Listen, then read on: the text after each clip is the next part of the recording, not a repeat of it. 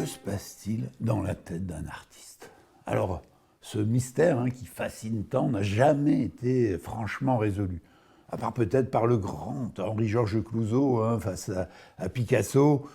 Et encore, eût-il fallu qu'il l'aborde un peu plus modestement. Je pense par exemple à cette scène où il lui demande carrément comme ça, impudemment, mais je m'égare. Nos équipes, elles, ont réussi à trouver la distance par rapport au plus grand artiste contemporain grolandais vivant, Agadé. Hildebard Antaplat est un artiste contemporain de renommée nationale. Exposé à Foulnieu, à Fanchetrou et même à Mufflin, il a pour une fois accepté de nous recevoir sur son lieu de travail. Alors voilà, ici c'est mon atelier. C'est ici que je monte toutes mes installations, avec par exemple à l'envers, à l'endroit, mon exposition pour Grosville avec des bouteilles retournées comme des chaussettes. J'ai mal à la planète, avec un dauphin fait avec des panais. Une fois rentrés dans l'intimité de l'artiste, nous sommes confrontés à la fragilité de l'homme Hildebard Antaplat. C'est une installation ? Non, c'est juste des bouteilles vides. Et au moment où nous nous y attendions le moins, la cuirasse se fend et nous révèle l'incroyable vérité. Je suis alcoolique. La stupéfaction passée, Hildebard se confie à notre caméra.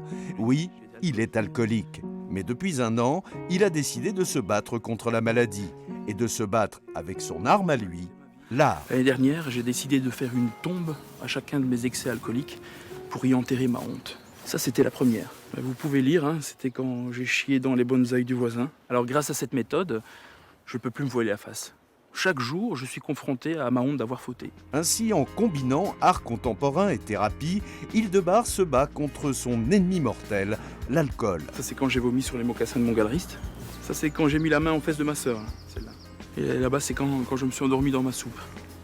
Une stratégie de combat contre la maladie, certes originale, mais nous n'avons pas pu nous empêcher de lui poser la question que tout le monde se pose.